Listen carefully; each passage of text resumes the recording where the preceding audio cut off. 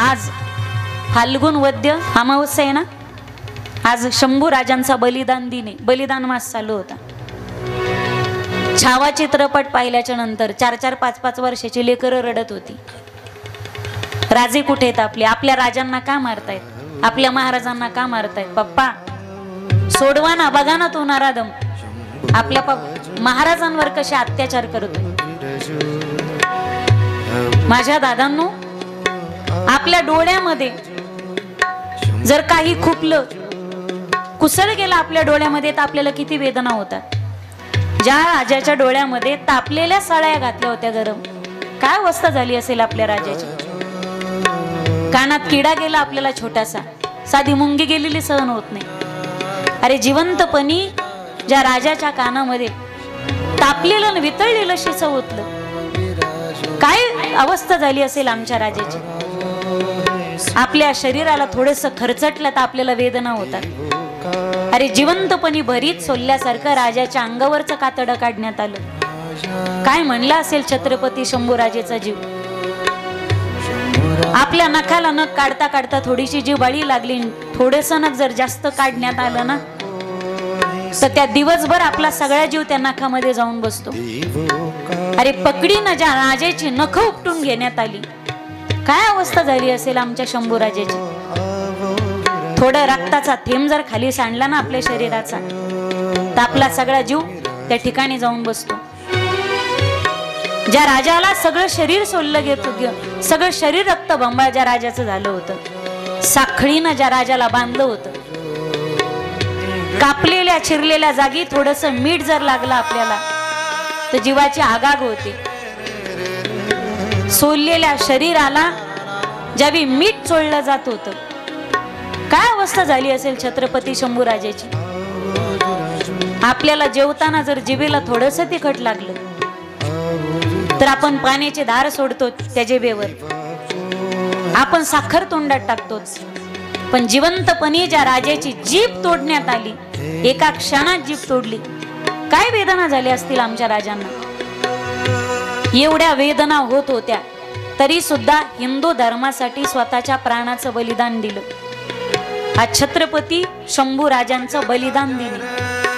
विनंती असेल, हा बलिदान दिन फक्त गावागावात साजरा करू नका. छत्रपती शंभू राजांनी ज्या कारणासाठी आपल्या शरीराचं बलिदान दिलं, ज्या धर्मासाठी आपल्या शरीराचं बलिदान दिलं, ते कारण लक्षात घ्या. इतिहास विसरलेली माणसं इतिहास निर्माण करू शकत नाही. या मातीचा इतिहास काय होता, या भगव्या रक्ताचा इतिहास काय होता, हे आपल्याला कळालं पाहिजे. आणि आपल्या राजांनी ज्या गोष्टीसाठी बलिदान दिलं, ते बलिदान शेवटच्या क्षणापर्यंत, शेवटच्या श्वासापर्यंत आपल्याला इथेही ठेवायचं आणि इथेही ठेवायचं. आपल्या राजांनी बलिदान दिलं, राजांचं बलिदान फुकट नाही गेलं पाहिजे आणि विनाकारण नाही गेलं पाहिजे. त्या बलिदानाचा, त्या रक्ताच्या थेंबाचं ना थेंबाची आपल्याला जाणीव असली पाहिजे.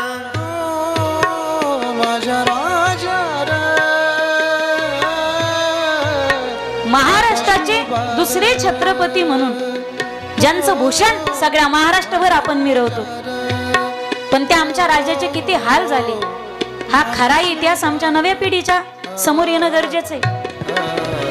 अजून काहींना माहिती नाही छत्रपती शंभू राजांना औरंगजेबाने कुठं डांबून ठेवलं होतं, त्यांच्यावर कशा प्रकारे अत्याचाराने अन्याय केले होते. त्या चित्रपटाचे धन्यवाद मानेल मी, एकदा नाही लाख वेळा मानेल, की त्या चित्रपटाने आमच्या शंभू राजाचा खरा इतिहास काय होता हा समाजाच्या समोर आणला. आणि घरातल्या लेकराला, म्हाताऱ्याला न म्हाताऱ्याला, वयस्कराला, आबालांपासून वृद्धांपर्यंत खरा इतिहास कळाला.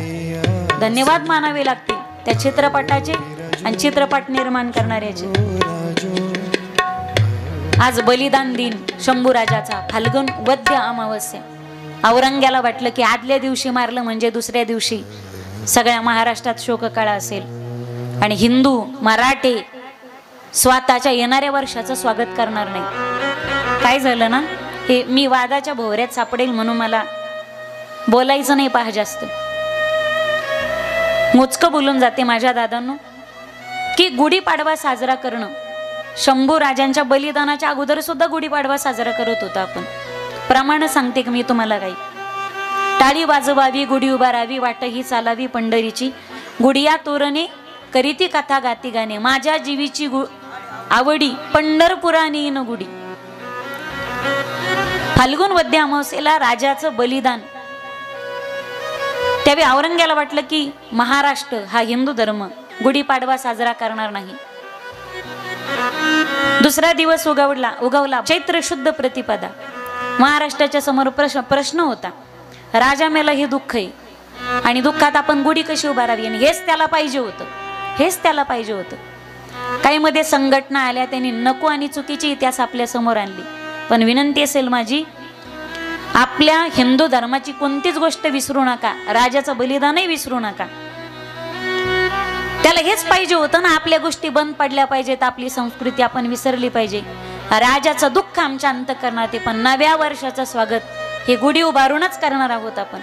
नव्या वर्षाचं स्वागत हे गुढी उभारूनच करणार आहोत. राजाचं बलिदान आणि राजाचं दुःख नाही असं नाही आपल्या अंतःकरणात, ते अंतःकरणात ठेवायचंय. पण येणाऱ्या वर्षाचं स्वागत आपल्याला गुढी उभारूनच करायचंय.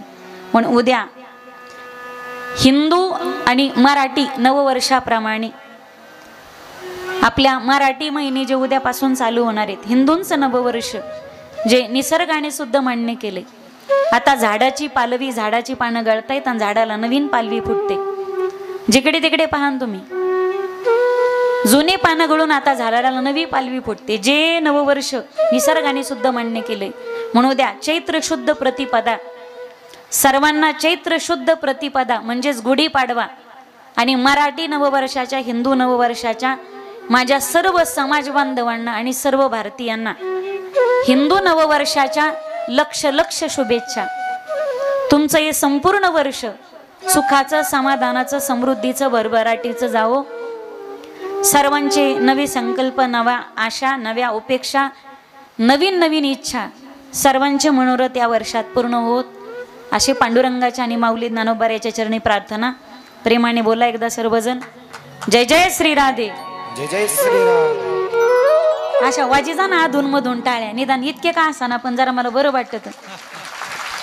नुसते तुमल्यावानी पाहतेत माझ्याकडे, कवा 5 वाजत येत आणि कवा थांबती. थोडक्यात चरित्र सांगते, ते केलंय म्हणून तिकडे पार्ट. सुनीतीने घरादाराचा त्याग केला. एक दिवस काही साधू संत आले, तिने त्यांची सेवा केली. साधू संत प्रसन्न झाले. हाय का हळूहळू या बर का, मागून हळूहळू या असं म्हणलं का, अशा वाकून पाहत्यात माग. समोर बघा. साधू संत प्रसन्न झाली. बोल बाळा तुझी काय इच्छा आहे? म्हणे काही नाही, माझी ओटी भरलेली, फक्त सवतीच्या मांडीवर लेकरू खेळावं एवढीच अपेक्षा आहे. सवतीने सवतीसाठी काय मागावं याची उत्तर भागवताने दिली. सुरुचीलाही दिवस गेले. दोघींना एक एक पुत्र झाला. सुनीतीचा ध्रुव, सुरुचीचा उत्तम. लहानाचा मोठा झाला, 5 वर्षाचा झाला. लेकरात खेळायला गेला ना, तर पोरांनी खेळातून हाकलून लावावं, ध्रुवा नको खेळू आमच्यास, तुला वडील नाही. रडत रडत आईकडे गेला. आई मला खरंच बाबा नाहीत का ग? आहेत ना बाळा. कुठे आहेत? आज मला त्यांचा पत्ता हवाय. बघ ना ग आई, माझे मित्र बघ ना, वडिलांचं बोट धरून कसं फिरायला जातात, वडिलाच्या खांद्यावर बसून फिरायला जातात, बाबाच्या मांडीवर बसतात, त्यांचे वडील त्यांचा लाड करतात. आई मलाही वाटतं ग बाबाच्या मांडीवर बसावं. सांग ना आई पत्ता. पत्ता दिला आईने. आज पहिल्यांदा ध्रुव नगरात गेला. राजा बसलेला होता एका मांडीवर. उत्तम. ध्रुवाला पहिल्यांदा पाहिलं ना, उत्तानपाद राजाचं अंतकरण भरून आलं. दुसऱ्या मांडीवर घेतलं आणि दोघांच्या डोक्यावरून हात फिरवत होता. याच्या मनात काहीच नव्हतं. पण तेवढ्यात आली ती महाराणी सुरुची. तळपायाची आग मस्तकाला गेली. तिच्या हाताला धरलं, फरफरत ओढत नेलं, दिलं भिरकावून. लागलं त्याला. आई काही चुकलं का ग? या मांडीवर नाही बसू शकत मी, एवढंच चुकलं. तुझा जन्म माझ्या पोटी नाही झाला. काय करू ग आई? तपश्चर्या कर आणि देवाला वरदान माग. आता मरू दे, पुढचा जन्म सुरुच्या आईच्या पोटी जन्माला येऊ दे. रडत रडत गेला ध्रुव. सुनीतीने दुरून येताना पाहिलं, पण सुनीती उत्तम नीतिमत्ता आहे ना ती, तिनं लेकराला काळजाला लावलं, समजावून सांगितलं, बाळ त्या मांडीवर काय बसायची इच्छा व्यक्त करतोस? हाडामांसाची, आज आहे ना उद्या नाही. ऐसी जगह बैठो जहां से कोई न बोले उठ, और ऐसी बानी बोलो के कोई न बोले झूठ. तुला बसायचंय त्याच्या मांडीवर बसायची इच्छा कर ना. कुठे भेटेल ग तो? वनात भेटेल. काय करावं लागेल? त्याच्या नावाने तुला ओरडावं लागेल, त्याला तुला हाक मारावी लागेल, त्याच्यासाठी तुला आतुर व्हावं लागेल, त्याच्यासाठी तुला नामस्मरण करावं लागेल. करेल आई मी, पण सांग ना त्याचा पत्ता. तुला वनात जावं लागेल. निश्चयाचे बळ का म्हणे तिची पळ. 5 वर्षाचं लेकरू, आईने उपदेश केला, वनाचा रस्ता धरला. विनंती असेल माझी तुम्हाला, लेकरू लहान आहे तोपर्यंत एक एक संस्काराची गोष्ट त्याच्या जीवनात देण्याचा प्रयत्न त्याच्या खिशात घाला. तुम्ही जीवन रूपी त्याच्या पिशवीत एक एक वस्तूची शिदोरी तुम्ही घाला. काढताना त्या वस्तू उशिरा निघतील, पण परिणाम दाखवतील. मोठा झालेला त्याच्या मनाने काय ठेवून तो खिशात? एखादी पुडी ठेवील, गव्हाची, मावाची, तंबाखूची. एखादी पुडी ठेवील, एखादी डबी ठेवील, एखादी बाटली ठेवील, बिस्लेरीची, थम्सअपची, स्टिंगची. हे पेत जाऊ नका बरं का. हृदयाची धडधड वाढते त्याने. माणसाला आधी ताकद येते, नंतर माणूस पुरता गळून जातो. हृदयाची धडधड वाढते, ब्लड प्रेशर हाय होतं, त्याने वाईट येते. पेत जाऊ नका. बरेच जण ड्रायव्हिंग करताना पितात, स्टिंग पितात. झोप जाते माणसाची, नंतर सगळं बिघडतं. मग